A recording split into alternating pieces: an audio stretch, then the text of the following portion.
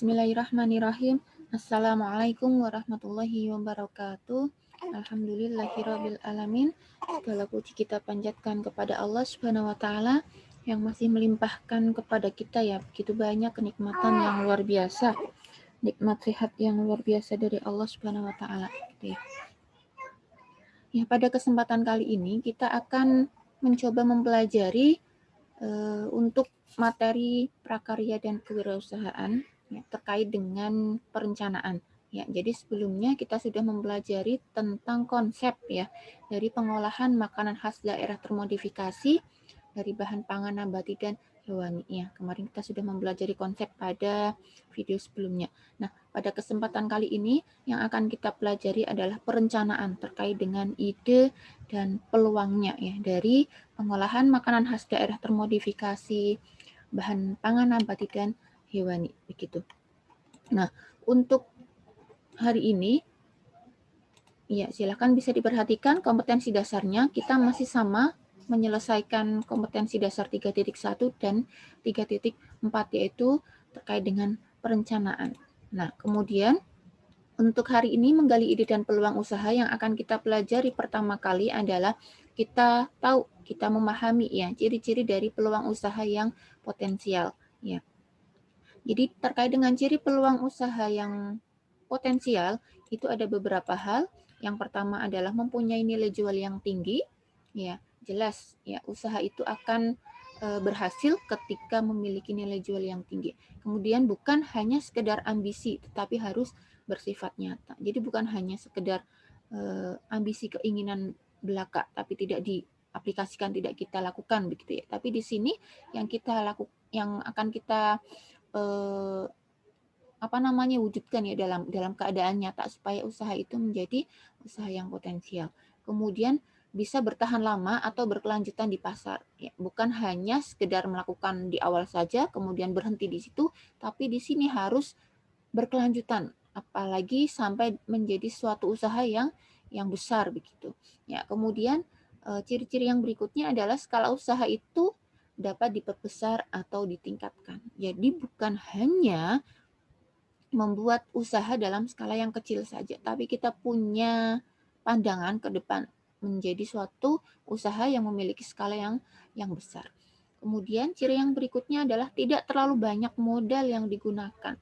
Ya, investasinya tidak terlalu besar, tetapi sangat berpotensi menguntungkan dan lain sebagainya. Jadi di sini modalnya kalau bisa ya jangan besar ya, tidak membutuhkan modal yang besar. Dengan modal yang kecil tapi ternyata di sini punya potensi yang besar ya hingga menjadi usaha dalam skala yang sangat besar dan berkelanjutan untuk pengembangan usaha di pasar ya ini akan menjadi suatu usaha yang potensial. Ya, kemudian yang akan kita pelajari berikutnya adalah ciri-ciri peluang usaha yang baik. Ya, kalau tadi adalah usaha yang potensial, yang berikutnya di sini adalah usaha yang baik. Ciri-cirinya apa saja? Yang pertama, peluang usaha itu tidak meniru orang lain, ya, tetapi asli hasil dari riset dan pemikiran diri sendiri. Nah, ini adalah suatu hasil karya diri kita sendiri yang bukan mencontoh dari orang lain. Kita boleh ya meniru dari karya orang lain, tapi di sini harus ada modifikasi tersendiri, ada modifikasi lebih yang menjadikan pembeda dari milik orang lain. Dan maka dari itu ketika kita melakukan modifikasi ini akan menjadi peluang usaha yang baik gitu. Kemudian ciri yang berikutnya adalah peluang usaha harus dapat mengantisipasi perubahan persaingan di pasar. Ya. Jadi ketika nanti ada persaingan di pasar, maka kita bisa melakukan antisipasi terkait dengan persaingan yang ada. Kemudian adanya keyakinan yang dapat mewujudkannya, peluang itu harus sesuai dengan kehendak. Ya. Kemudian ciri yang berikutnya, kelayakan usaha tersebut telah teruji dan adanya rasa senang apabila menjalankan. Ketika suatu usaha yang kita lakukan tidak kita lakukan dengan enjoy, tidak kita lakukan dengan rasa senang, maka usaha itu akan ada hambatan, akan ada masalah gitu. Tapi kalau kita sudah menikmatinya, insya Allah itu akan lancar begitu. Itu adalah ciri-ciri dari usaha yang baik. Nah, faktor yang mempengaruhi munculnya inspirasi peluang usaha itu ada beberapa hal, yaitu di sini ada faktor internal dan faktor eksternal. Ya, faktor internal di sini terkait dengan wawasan atau pengetahuan yang ada pada diri kita sendiri, pengalaman pada dunia bisnis atau usaha, pengalaman dan kemampuan ketika menyelesaikan suatu masalah, kemampuan atau pemahaman terhadap sesuatu atau situasi kondisi. Sedangkan untuk yang faktor eksternal ya adalah masalah yang muncul dan dihadapi dan belum terselesaikan. Kemudian kesulitan dalam mencari solusi masalahnya, pemikiran yang baik untuk membuat sesuatu yang baru dari suatu kondisi, dan keperluan yang belum tercapai atau terpenuhi untuk diri sendiri ataupun orang lain. Ini terkait dengan faktor yang mempengaruhi munculnya inspirasi peluang usaha. Ya, bagaimanapun kita harus mencari inspirasi supaya kita bisa memiliki usaha. Ya, nggak mungkin kita ingin melakukan usaha berdagang ya misalkan di situ tapi tidak kita rencanakan ya, dan untuk melakukan merencanakan kita harus mencari inspirasi. Nah, inspirasinya bisa berasal dari internal kita sendiri atau berasal dari eksternal. Insya Allah seperti itu. Nah, kemudian di sini untuk melakukan untuk mencari inspirasinya di situ ya, maka kita perlu melakukan riset pasar. Riset pasar yaitu salah huruf T. Ya, untuk melakukan riset pasar ada beberapa langkah yang akan kita lakukan. Yang pertama adalah perumusan masalah. Ya, insya Allah di kelas 10 ataupun kelas 11 kemarin sudah pernah diajari ya terkait dengan program riset yang ada di sekolah, bagaimana kita merumuskan masalah, menentukan tujuan, mengumpulkan data, dan lain sebagainya. Nah, di sini kita ulangin kembali terkait dengan perumusan masalah. Ya, jadi perumusan masalah kita bisa mengidentifikasi suatu masalah. Ya, sebuah pertanyaan lengkap dan terperinci tentang ruang lingkup masalah yang akan diteliti berdasarkan di sini adalah bukan kerajinan ya, tapi pengolahan tersebut. Ya, kita bisa mencari masalah itu sendiri. Bukan mengada-ngada masalah ya, tapi sebenarnya masalah sudah sangat banyak. Tinggal kita mampu menangkap satu masalah saja yang akan kita angkat begitu. Kemudian penentuan tujuan di sini, kegiatan yang merencanakan apa yang akan kita lakukan, ya, agar kita tidak sering kehilangan arah. Tujuan yang ditetapkan harus jelas, khas dan spesifik. Jelas, ya. Dalam melakukan suatu usaha kita harus menentukan tujuan yang jelas di sini. Kemudian pengumpulan data, di mana aktivitas mencari data yang dibutuhkan dalam rangka mencapai tujuan penelitian. Pengumpulan data dapat dilakukan dengan cara observasi, gitu ya, dengan cara survei, wawancara, dan menyebarkan angket atau kuesioner. Nah, untuk pengumpulan data saat ini kan masih masa-masa pandemi, begitu ya. Ya, jadi untuk pengumpulan data kita bisa melakukan observasi di lingkungan keluarga kita sendiri bisa, gitu ya. Wawancara dengan keluarga, kakak, adik, atau dengan orang tua bapak dan ibu begitu, atau dengan tetangga sebelah kanan dan kiri. Jadi untuk pengumpulan data tidak perlu melakukan observasi ke jauh, ke lingkungan yang ramai begitu ya. Kemudian yang berikutnya adalah melakukan analisis data ya, suatu proses atau upaya untuk mengolah data menjadi informasi baru sehingga karakteristik dapat menjadi lebih mudah ya untuk memeriksa, membersihkan, mengubah, dan membuat. Ya, kemudian yang terakhir adalah menginterpretasi hasil, di mana sebuah bentuk dari kegiatan untuk melakukan penggabungan terhadap sebuah hasil dari analisis dengan berbagai macam pertanyaan, kriteria, maupun pada sebuah standar tertentu guna untuk dapat menciptakan sebuah makna dari adanya sebuah data yang telah dikumpulkan oleh individu atau kelompok. Ini terkait dengan interpretasi. Ya, kemudian di sini dari riset pasar itu kita simpulkan menjadi beberapa langkah ya. Yang pertama dari riset pasar nanti kita akan mendapatkan hasil riset itu. Nah, dari hasil riset kita lakukan ke pengembangan produknya. Ya, dari pengembangan produk ada hasil rancangannya, kemudian kita melakukan proses produksi ya, mulai dari bahannya, peralatan, cara kerja, kemudian hingga mendapatkan suatu produk. Nah, dari produk itu kita juga harus mampu melakukan analisis dari distribusi dan pemasaran. Bagaimana dengan teknik distribusi yang akan kita lakukan, teknik pemasaran yang akan kita lakukan. Dari produk yang kita hasilkan, bagaimana toh melakukan distribusinya, atau dilakukan dengan cara online ataupun offline begitu. Dengan cara menitipkan ke tetangga atau dengan cara update status dan lain sebagainya untuk mendistribusikan produk-produk kita. Kemudian dari produk tersebut hingga sampai ke pasar. Pasar yang dimaksud di sini adalah konsumen akhir, ya. Konsumen akhir yang akan menerima produk kita. Ya, kemudian kita lakukan evaluasi, ya, dari hasil tersebut. Ya, ini adalah contoh pasar risetnya.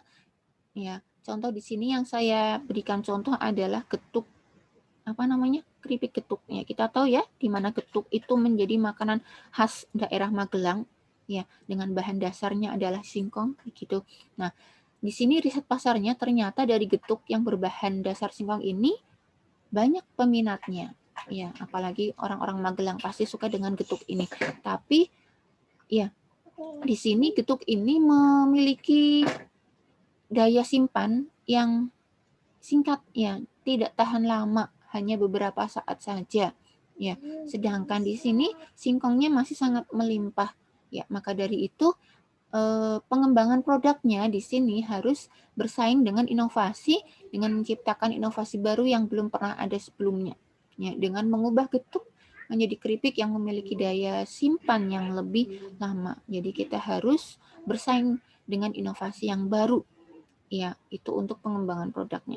Kemudian hasil rancangannya yaitu menciptakan produk-produk baru yang memiliki daya simpan yang lebih lama dan banyak peminatnya. Itu hasil rancangannya, berarti nanti di sini adalah menciptakan produk baru dalam bentuk keripik begitu. Bahan yang digunakan apa? Di sini ada singkong, minyak goreng, bawang putih dan garam.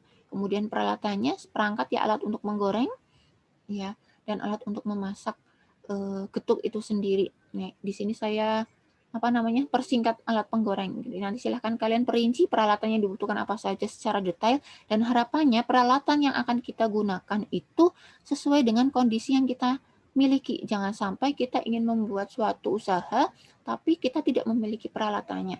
Ya, di mana atau alat yang kita gunakan itu membutuhkan modal yang sangat besarnya. Di sini kita dalam rangka belajar di awal, ya. Jadi nanti silahkan ketika kita ingin melakukan riset pasar, peralatan yang kita butuhkan harapannya disesuaikan dengan kondisi yang kita miliki saat ini.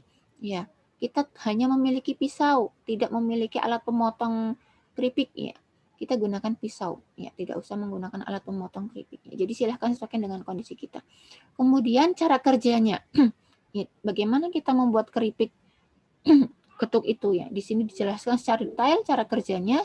Ya, kita bisa mencari tahu bagaimana cara kerja dari pengolahan keripik atau pengolahan produk yang ingin kita lakukan seperti apa. Kita cari cara kerjanya, bisa dengan wawancara, bisa dengan observasi begitu, ya, atau bisa kita coba terlebih dahulu hingga menjadi produk itu yang ingin kita lakukan begitu. Kemudian produk yang akan dihasilkan di sini adalah keripik getuk dengan distribusinya dari produsen. Produsennya adalah kita sendiri yang melakukan pengolahan produk. Ya, kemudian penjualannya rencananya akan dilakukan secara online dan secara offline. Bagaimana penjualan online nanti dijabarkan, ya, baik melalui status WhatsApp atau WhatsApp grup, ya, di share-share dan lain sebagainya, atau dengan Shopee atau dengan Tokopedia, Facebook, Instagram, dan lain sebagainya itu dilakukan secara online. Kemudian secara offline-nya dilakukan dengan cara penitipan ke pasar-pasar, ya, penitipan ke pasar-pasar dengan konsiasi, sistem konsiasi bahasanya di sini. Ya, kita menitipkan barang terlebih dahulu, setelah barang terjual baru kita akan mendapatkan uangnya begitu. Kemudian hingga akhirnya bisa sampai ke konsumen akhir. Itu sistem distribusinya. Silahkan nanti bagian distribusi bisa rinci secara detail begitu. Kemudian untuk pemasarannya di sini keripik getuk nanti dihargai sekitar 10.000 per kilo misalkan, ya. Jadi di sini nanti teknik untuk pemasarannya harapannya sudah didetail, sudah dirinci, ya. Kita butuh bahan yang kita gunakan adalah singkong, minyak goreng, bawang putih, garam, dengan hasil yang diperoleh adalah misalkan keripik 10 kilo atau berapa kilo begitu, ya. Nanti silahkan diukur dengan modal yang kita keluarkan berapa ribu, ya, berapa banyak, ya. Sedangkan hasil yang kita hasilkan adalah sekian. Silahkan nanti dirinci hingga menjadi pemasarannya yang akan kita gunakan. Itu harapannya kita mempunyai laba, ya. Kita punya laba dengan laba yang sudah perhitungkan secara rinci. Ya, silahkan nanti bisa kita belajar ya bagaimana kita menghitung ya modal awal hingga bisa menghasilkan laba. Kemudian evaluasi yang dibutuhkan di sini adalah desain baru yang memiliki ekstra estetika yang tinggi dan unik untuk pengemasannya. Evaluasinya di sini kita butuh pengemasan yang baik. Nanti kita akan belajar bagaimana cara kita membuat pengemasan yang baik, ada labeling, kemudian ada pembuatan brosur dan lain sebagainya untuk distribusinya di sini ya. Ya, untuk penjualan lebih menarik ya. Itu di situ evaluasinya. Ya. Kemudian untuk memunculkan ide dan peluang, kita juga perlu melakukan analisa SWOT. Apa itu analisa SWOT? Ada yang tahu? Ya, di mana di sini analisis SWOT ini merupakan suatu kajian terhadap lingkungan internal dan eksternal pada perusahaan. Ya, di mana analisis SWOT pada usaha didasarkan pada asumsi bahwa strategi yang efektif adalah dengan memaksimalkan kekuatan. Jadi S-nya di sini adalah strength, kekuatan. Kemudian O-nya di sini adalah opportunities atau peluang, sedangkan W-nya adalah weakness atau kelemahan, dan T di sini adalah threats atau ancaman. Ya, bagaimana kita memaksimalkan kekuatan dan peluangnya, kemudian kita meminimalkan kelemahan dan ancamannya. Jelas ya terkait dengan analisis SWOT. Di mana analisis SWOT di sini digunakan untuk mengetahui langkah-langkah yang perlu dilakukan dalam pengembangan usaha sebagai alat penyusun strategi. Jelas, sebelum kita melakukan suatu usaha, kita perlu melakukan analisis SWOT. Ya, analisis SWOT di sini didasarkan pada logika yang dapat memaksimalkan kekuatan dan peluang, tetapi secara bersamaan dapat menimbulkan kelemahan dan ancaman. Ya, analisis SWOT di sini dapat menentukan strategi pengembangan usaha dalam jangka panjang, sehingga arah tujuan dapat dicapai dengan jelas dan dapat dilakukan pengambilan keputusan secara tepat. Ya, ini adalah contoh dari analisis SWOT di mana ada faktor internal dan faktor eksternal. Nah, untuk strength-nya di sini, untuk kekuatannya, apa saja keunggulan dari produk kita? Apa fungsi atau kegunaan produk, apa saja yang menarik dari sisi penampilan produk. Nah, kita harus melakukan analisis ya. Ini yang menjadi kekuatan dari usaha kita. Ya. Kemudian ada weakness-nya, apa saja kelemahannya? Kelemahan produk kita. Oh, ternyata produk kita sudah banyak di pasaran gitu ya. Sudah melimpah. Maka di sini kita harus nanti mencari modifikasinya. Apa yang membuat produk orang menarik gitu ya. Atau bisa jadi produknya memiliki daya simpan yang lemah, yang singkat gitu, itu menjadi suatu kelemahan. Kemudian faktor eksternal di sini ada opportunities. Apa saja kondisi atau situasi pasar yang dapat membantu penjualan produk, apa saja perilaku calon konsumen yang dapat dimanfaatkan dalam penjualan produk. Kemudian ada threat-nya, itu apa saja kondisi situasi pasar yang dan perilaku calon konsumen yang dapat menghalangi penjualan produknya di sini terkait dengan analisis SWOT. Nah, analisis SWOT di sini contohnya adalah mendoan gulung. Ini hasil dari modifikasi pengolahan makanan yang angkatan kemarin, angkatan Saga. Ya, di sini contohnya adalah mendoan gulung. Kita tahu mendoan gorengan ya, tapi di sini dimodifikasi dengan cara digulung, kemudian diberi taburan-taburan. Begitu ada kejunya ternyata di sini, begitu dan lain sebagainya. Ya, di sini untuk analisis SWOT-nya, strength atau kekuatannya itu disukai semua kalangan. Ya, bebas pengawet, harga terjangkau, bahan baku mudah didapat. Ya, ini kekuatannya. Sedangkan kelemahannya, dia tidak tahan lama. Ya, usahanya skala kecil. Sebenarnya kalau mau usaha skala besar bisa kita tingkatkan, begitu ya. Tapi di sini dinyatakan jadi suatu kelemahan, usahanya masih skala kecil. Kemudian peluangnya, opportunity-nya di sini adalah membuka pesanan. Peluangnya di sini berarti dengan ternyata di sini menerima pesanan. Ya. Kemudian belum banyak inovasi. Kemudian yang menjadi ancaman adalah banyak bersaing dan mudah ditiru. Jelas karena ini simpel dan gampang, maka di sini menjadi ancamannya adalah mudah ditiru. Ya, ini terkait dengan analisis SWOT. Ya, dari ini semua nanti kita bisa melakukan analisis selanjutnya ya untuk bisa menghasilkan peluang usaha yang baik ya. Ya. Ini ada beberapa contoh terkait dengan analisis SWOT. File sudah saya berikan kepada kalian ya, nanti bisa dipelajari ya. Ya, kemudian setelah kita menganalisis produk berdasarkan analisis SWOT, ya maka akan memunculkan peluang berasal dari kesempatan yang muncul dan menjadi ide bagi individu atau kelompok dalam memulai atau merencanakan usaha. Insya Allah itu terkait dengan analisis SWOT. Ya. Setelah ini nanti silahkan kalian bisa mempelajari file yang sudah saya berikan ya. Jika tayangan video ini kurang maksimal, ya kemudian ada beberapa penugasan yang bisa kalian download di EduFikri, ya kemudian kalian upload kembali setelah kalian melakukan mencoba untuk mencari ide dan peluang ya dengan riset pasar serta melakukan analisis SWOT dari produk yang akan kalian kembangkan menjadi suatu usaha. Ya harapannya ini disesuaikan dengan apa yang kemarin kalian isi pada Google Form.